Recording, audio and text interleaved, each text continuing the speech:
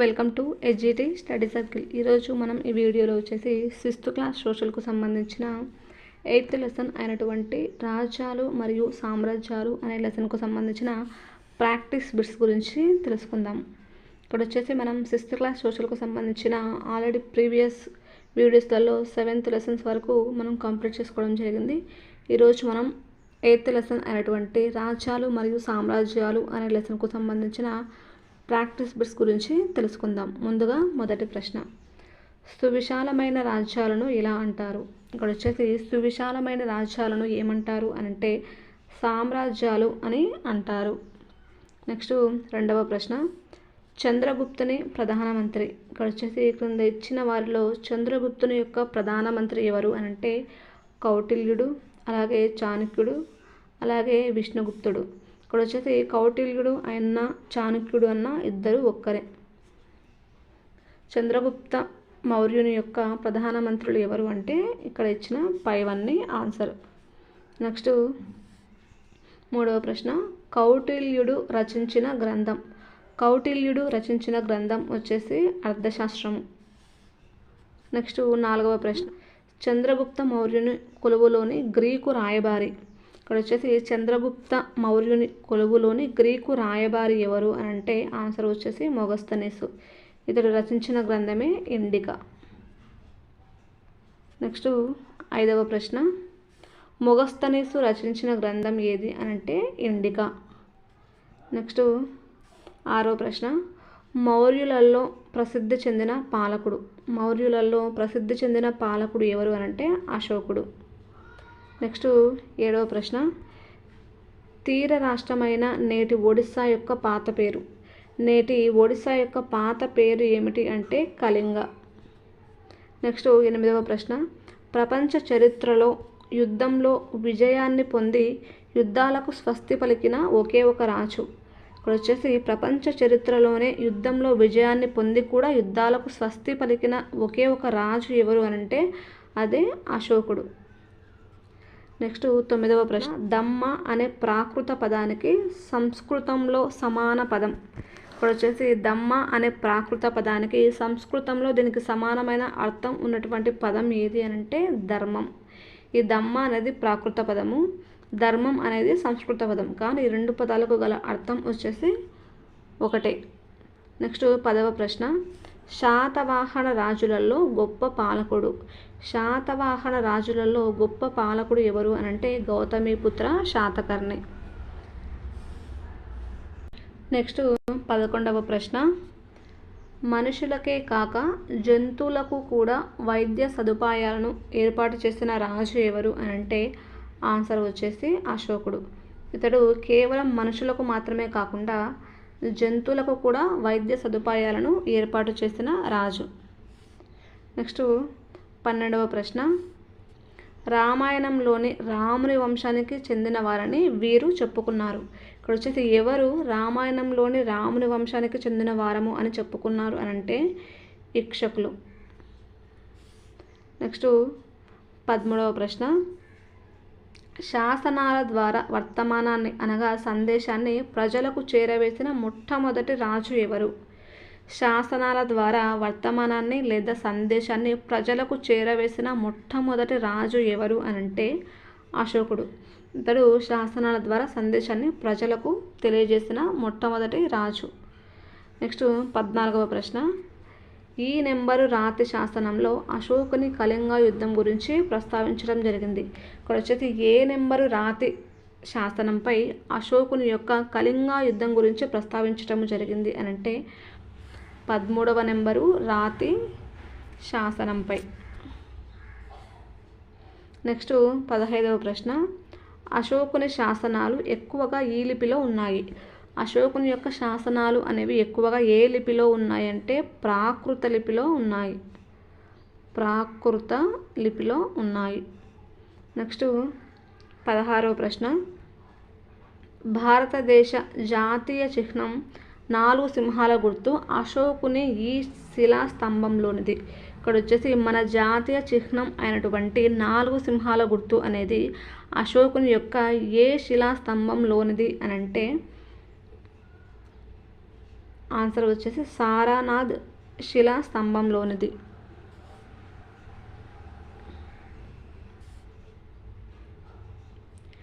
Next 17వ ప్రశ్న, మన జాతీయ చిహ్నంలోని సత్యం జయిస్తుంది అనగా సత్యమేవ జయతే అనే వాక్యము ఈ ఉపనిషత్తులోనిది.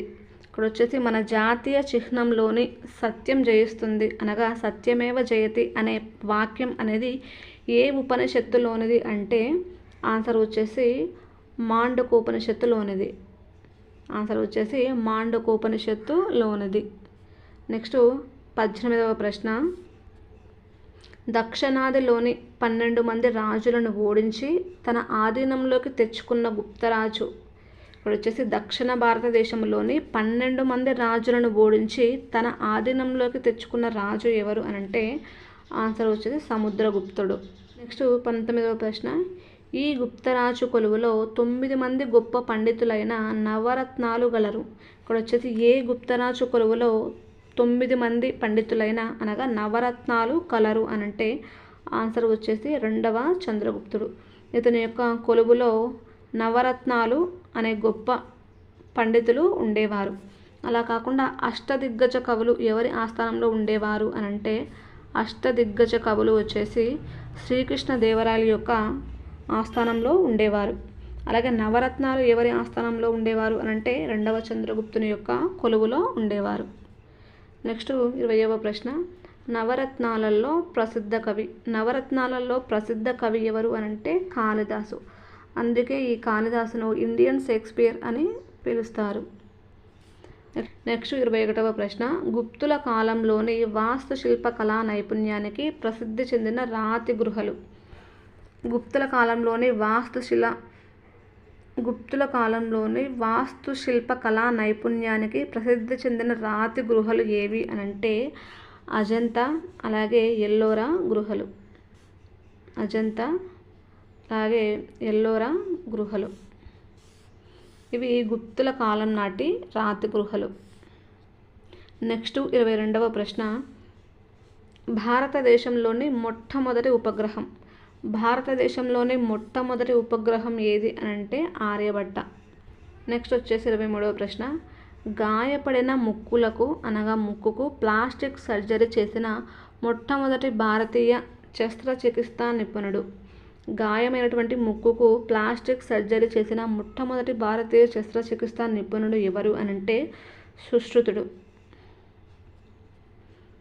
నెక్స్ట్ 24వ ప్రశ్న, భారతదేశ చరిత్రలో వీరి కాలాన్ని స్వర్ణయుగంగా చెబుతారు. ఇక్కడ వచ్చేసి భారతదేశ చరిత్రలోనే ఎవరి కాలాన్ని స్వర్ణయుగంగా చెబుతారు అనంటే గుప్తుల కాలాన్ని భారతదేశ చరిత్రలోనే స్వర్ణయుగంగా చెబుతారు. నెక్స్ట్ 25వ ప్రశ్న, ఎవరి యొక్క దండయాత్రల వలన భారతదేశంలో గుప్త సామ్రాజ్యం అనేది అంతరించింది అనంటే దీనికి గల ఆన్సర్ వచ్చేసి హునుల దండయాత్రల వలన భారతదేశంలో గుప్త సామ్రాజ్యం అనేది అంతరించింది. నెక్స్ట్ 26వ ప్రశ్న, శాతవాహనుల రాజధాని నగరం వచ్చేసి ధాన్యకటకం. వీరు మొదటగా ధాన్యకటకాన్ని రాజధానిగా చేసుకొని పరిపాలించారు. ఎవరు? శాతవాహనులు. నెక్స్ట్ 27వ ప్రశ్న, త్రిసముద్రీశ్వర అనే బిరుదు కలిగిన రాజు ఎవరు అనంటే గౌతమిపుత్ర శాతకర్ణి. ఇతని యొక్క బిరుదు వచ్చేసి త్రిసముద్రీశ్వర. నెక్స్ట్ 28వ ప్రశ్న, ఈ రాజుల కాలంలో ఓదా నాణ్యాలు ప్రసిద్ధి చెందినవి. ఎవరి రాజుల కాలంలో ఓదా అని పిలువబడే నాణ్యాలు ప్రసిద్ధి చెందాయి అనంటే ఆన్సర్ వచ్చేసి శాతవాహనుల కాలంలో ఓదా అని పిలువబడే నాణ్యాలు ప్రసిద్ధి చెందాయి. నెక్స్ట్ 28వ ప్రశ్న, ఆచార్య నాగార్జునుడు వీరి కాలంలో నివసించారు. ఎవరి కాలంలో ఆచార్య నాగార్జునుడు నివసించారు అంటే శాతవాహనుల కాలంలో ఆచార్య నాగార్జునుడు నివసించారు. 28వ ప్రశ్న, ఇక్షకుల రాజధాని నగరం అనేది ఏ నది ఒడ్డున కలదు? దీనికి గల ఆన్సర్ వచ్చేది కృష్ణానది. కృష్ణానదికి ఒడ్డున ఇక్షకుల యొక్క రాజధాని నగరం అనేది కలదు. వీరి యొక్క రాజధాని నగరం ఏది అనంటే ఆన్సర్ వచ్చేసి విజయపురి. విజయపురి అనేది ఇక్షకుల యొక్క రాజధాని నగరము. నెక్స్ట్ 31వ ప్రశ్న, పల్లవుల రాజధాని నగరం. పల్లవులు దేనిని రాజధానిగా చెప్పుకొని పరిపాలించారు అనంటే ఆన్సర్ వచ్చేసి కాంచీపురం. పల్లవుల యొక్క రాజధాని నగరం వచ్చేసి కాంచీపురం. అలాగే శాతవాహనుల యొక్క రాజధాని నగరం వచ్చేసి ధాన్యకటకము. అలాగే చాళుక్యుల యొక్క రాజధాని నగరం వచ్చేసి బాదామి. అలాగే ఇక్షకుల యొక్క రాజధాని నగరం వచ్చేసి విజయపురి. 32వ ప్రశ్న, పంచపాండవ రథాలు లేదా ఏకశిలా రథాలు ఇతని కాలంలో నిర్మించారు. అంటే ఏ రాజు యొక్క కాలంలో పంచపాండవ రథాలు లేదా ఏకశిలా రథాలు అనేవి నిర్మించారు అనంటే ఆన్సర్ వచ్చేసి మొదటి నరసింహవర్మ. ఈ మొదటి నరసింహవర్మ కాలంలో పంచపాండవ రథాలు అని పిలువబడే రథాలను నిర్మించడం జరిగింది. వీటిని ఏకశిల మీద నిర్మించారు. నెక్స్ట్ 33వ ప్రశ్న, కాంచీపురంలోని ప్రసిద్ధ కైలాసనాథ దేవాలయం ఈ వాస్తుశిల్ప కళారీతికి ఉదాహరణ. ఇక్కడ వచ్చేసి కాంచీపురంలోని ప్రసిద్ధ కైలాసనాథ దేవాలయం అనేది ఏ వాస్తుశిల్ప కళారీతికి ఉదాహరణ అనంటే ఆన్సర్ వచ్చేసి రాజసింహుని నీతి రాజు. నెక్స్ట్ 34వ ప్రశ్న, చాళుక్య రాజులలో ప్రసిద్ధి చెందిన రాజు. చాళుక్య రాజులలో ప్రసిద్ధి చెందిన రాజు ఎవరు అనంటే 2వ పులకేశి. నెక్స్ట్ 35వ ప్రశ్న, నర్మదా నది ఒడ్డున జరిగిన యుద్ధంలో హర్ష చక్రవర్తి 2వ పులకేశుని ఓడించాడు. ఈ విజయాన్ని ఈ శాసనంలో పేర్కొన్నారు. ఇక్కడ వచ్చేసి నర్మదా నదికి ఒడ్డున జరిగిన యుద్ధంలో హర్ష చక్రవర్తి 2వ పులకేశుని ఓడించాడు అనేది ఏ శాసనంలో పేర్కొనబడింది అనంటే ఆన్సర్ వచ్చేసి ఐహోలు శాసనంలో పేర్కొనడం జరిగింది. నెక్స్ట్ 36వ ప్రశ్న, చాళుక్యుల కాలంలో అభివృద్ధి చెందిన నూతన వాస్తుశిల్ప కళారీతి. చాళుక్యుల కాలంలో అభివృద్ధి చెందిన నూతన వాస్తుశిల్ప కళారీతి ఏది అనంటే ఆన్సర్ వచ్చేసి వేషార. ఇది చాళుక్యుల కాలంలో అభివృద్ధి చెందినటువంటి నూతన వాస్తు శిల్ప కళారీతి. నెక్స్ట్ 37వ ప్రశ్న, ఈ పల్లవరాజు 2వ పులకేశి యుద్ధంలో ఓడించి కావేరి నది దాటి వెళ్ళాడు. ఏ పల్లవరాజు అనంటే ఆన్సర్ వచ్చేసి మొదటి మహేంద్రవర్మ.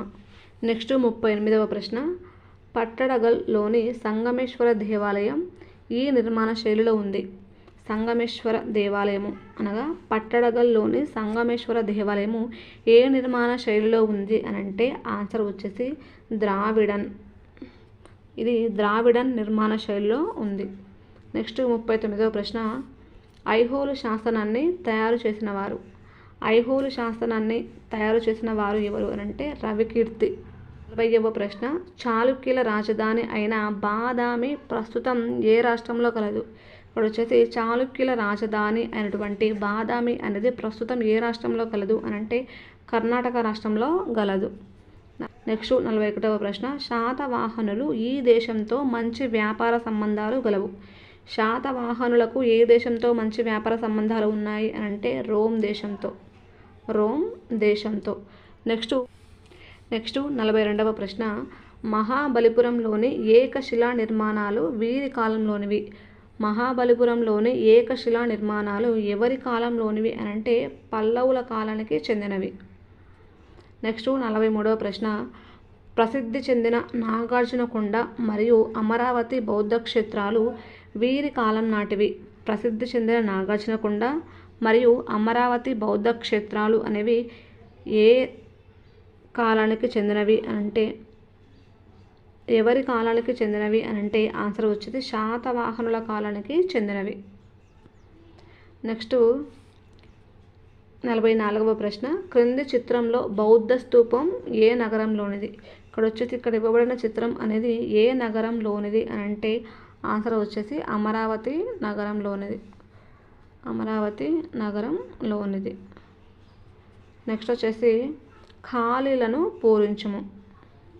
జానపదాలలో డాష్ శక్తివంతమైన రాజ్యంగా ఆవిర్భవించింది అంటే ఆన్సర్ వచ్చేసి మగధ రాజ్యం అనేది మహాజానపదాలలోనే శక్తివంతమైన రాజ్యంగా ఆవిర్భవించింది. నెక్స్ట్ రెండవ ప్రశ్న, మొగస్తనీసు ఒక డాష్ రాయబారి. మొగస్తనీసు వచ్చేసి ఒక గ్రీకు రాయబారి. నెక్స్ట్ మూడవ ప్రశ్న, మౌర్యులు డాష్ అనే నగరం నుంచి పరిపాలన చేశారు.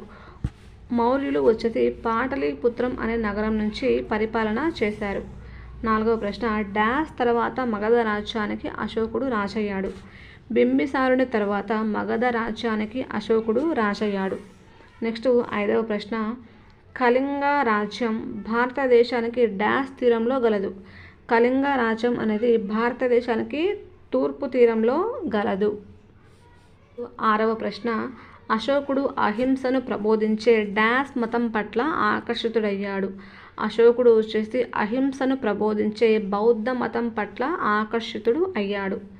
ఏడవ ప్రశ్న, భారత జాతీయ చిహ్నంను జాతీయ చిహ్నంగా ఎప్పుడు అధికారికంగా గుర్తించారు అంటే 1950 జనవరి 26.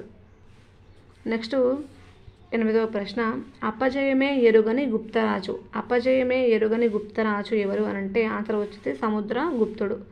తొమ్మిదవ ప్రశ్న, డాష్ శాస్త్రవేత్తలు సున్నా భావనను గుర్తించారు అనగా సున్నాను కనుగొన్నది ఎవరు అనంటే భారతీయులు. నెక్స్ట్ పదవ ప్రశ్న, గుప్తుల కాలంలోని ఆల్గారిథమ్స్ను నేడు డాష్ ప్రోగ్రామ్స్లలో ఉపయోగిస్తున్నారు. గుప్తుల కాలంలోని ఆల్గారిథమ్స్ను వచ్చేసి నేడు కంప్యూటర్ ప్రోగ్రామ్స్లలో ఉపయోగిస్తున్నారు. నెక్స్ట్ 11వ ప్రశ్న, పౌర సంవత్సరాన్ని దాదాపు ఖచ్చితంగా లెక్కించగలిగిన ఖగోళ శాస్త్రవేత్త. పౌర సంవత్సరాన్ని దాదాపు ఖచ్చితంగా లెక్కించగలిగిన ఖగోళ శాస్త్రవేత్త ఎవరు అంటే ఆన్సర్ వచ్చేసి బ్రహ్మగుప్తుడు. నెక్స్ట్ 12వ ప్రశ్న, ఆర్యభట్ట ఉపగ్రహంను డాష్ సంవత్సరంలో అంతరిక్షంలో ప్రయోగించారు. ఇక్కడ వచ్చేసి ఆర్యభట్ట ఉపగ్రహం అనేది భారతదేశంలో మొట్టమొదటి ఉపగ్రహం. దీన్ని ఏ సంవత్సరంలో అంతరిక్షంలో ప్రయోగించారు అనంటే 1975లో. నెక్స్ట్ 13వ ప్రశ్న, డాష్ కాలంలో వైద్యులు విరిగిపోయిన ఎముకలను సరిచేసే ఆపరేషన్లు కూడా చేశారు. ఎవరి కాలంలో వైద్యులు విరిగిపోయిన ఎముకలను కూడా సరిచేసే ఆపరేషన్లు చేశారు అనంటే గుప్తుల కాలంలో. నెక్స్ట్ 14వ ప్రశ్న, వ్యాధి కంటే డాష్కి మూల కారణాన్ని నిర్మూలించాలని వైద్యులు భావించారు. ఇక్కడ వచ్చేసి వ్యాధి కంటే వ్యాధికి గల మూల కారణాన్ని నిర్మూలించాలని వైద్యులు భావించారు.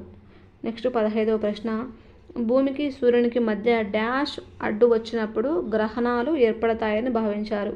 ఇక్కడ వచ్చేసి భూమికి సూర్యునికి మధ్య చంద్రుడు గనక వచ్చినట్లయితే అప్పుడు గ్రహణాలు ఏర్పడతాయని భావించారు. నెక్స్ట్ 16వ ప్రశ్న, శాతవాహనులు దాదాపు డాష్ సంవత్సరాల పాటు పరిపాలించారు. శాతవాహనులు వచ్చేసి దాదాపు 300 సంవత్సరాల పాటు పరిపాలించారు. 17వ ప్రశ్న, పల్లవులు క్రీస్తు శతాబ్దం డాష్ నుంచి డాష్ సంవత్సరాల మధ్య దక్షిణ భారతదేశాన్ని పరిపాలించారు. పల్లవులు వచ్చేసి క్రీస్తు శతాబ్దం 300 సంవత్సరాల నుంచి 900 సంవత్సరాల మధ్య కాలం వరకు దక్షిణ భారతదేశాన్ని పరిపాలించారు. నెక్స్ట్ 18వ ప్రశ్న, డాష్ నగరంలో 5 రాతి రథాలు నిర్మించారు. ఇక్కడ వచ్చేసి మహాబలిపురంలో వచ్చేసి 5 రాతి రథాలు నిర్మించబడ్డాయి. నెక్స్ట్ 19వ ప్రశ్న, పాపనాథ ఆలయం డాష్ నిర్మాణ శైలిలో ఉంది. ఈ పాపనాథ ఆలయం అనేది నాగార అనే నిర్మాణ శైలిలో ఉంది. నెక్స్ట్ 20వ ప్రశ్న, చాళుక్య రాజుల పరిపాలనా కాలం. చాళుక్య రాజుల యొక్క పరిపాలనా కాలం వచ్చేసి క్రీస్తు శతాబ్దం 600 సంవత్సరాల నుంచి క్రీస్తు శతాబ్దం 1200 సంవత్సరాల. నెక్స్ట్ జతపరచుము. డైరెక్ట్గా మనం ఆన్సర్స్లోకి వెళ్ళిపోదాము. ఇక్కడ వచ్చేసి మౌర్యుల యొక్క రాజధాని నగరం ఏది అంటే ఆన్సర్ వచ్చేసి పాటలీపుత్రం. అలాగే శాతవాహనుల యొక్క రాజధాని నగరం వచ్చేసి ధాన్యకటకము. పల్లవుల యొక్క రాజధాని నగరం వచ్చేసి కాంచీపురము. చాళుక్యుల రాజధాని నగరం వచ్చేసి బాదామి. ఇక్షకుల రాజధాని నగరం వచ్చేసి విజయపురి. నెక్స్ట్ రెండవ జతపరచము. ధన్వంతరి వచ్చేసి ఆయుర్వేద వైద్యము. క్షపకుడు వచ్చేసి జ్యోతిష్య శాస్త్రవేత్త. అలాగే వరహామిహురుడు వచ్చేసి ఖగోళ శాస్త్రవేత్త. కాళిదాసు వచ్చేసి సంస్కృత కవి. అలాగే సుశ్రుతుడు వచ్చేసి శస్త్రచికిత్స నిపుణుడు. నెక్స్ట్ జతపరచము. నెక్స్ట్ 3వ జతపరచము. ఇందులో పిక్చర్స్ అనేవి ఇవ్వటం జరిగింది. వీటికి సరైన పిక్చర్స్ని మనము జత చేయాలి. ఇక్కడ వచ్చి మనం డైరెక్ట్గా ఆన్సర్స్లోకి వెళ్ళిపోదాం. ఇవి 3వ జతపరచముకు సంబంధించినటువంటి ఆన్సర్స్. ఇచ్చిన ప్రాక్టీస్ బిట్స్ ఇంతటితో 6th క్లాస్ సోషల్లో 8th లెసన్ అయినటువంటి రాజ్యాలు మరియు సామ్రాజ్యాలు అనే లెసన్కు సంబంధించిన ప్రాక్టీస్ బిట్స్ అనేవి కంప్లీట్ అవ్వడం జరిగింది. ఇలాంటి మరిన్ని వీడియోస్ కోసం ప్లీజ్ లైక్ చేయండి, షేర్ చేయండి, సబ్స్క్రైబ్ చేయండి. Thanks for watching.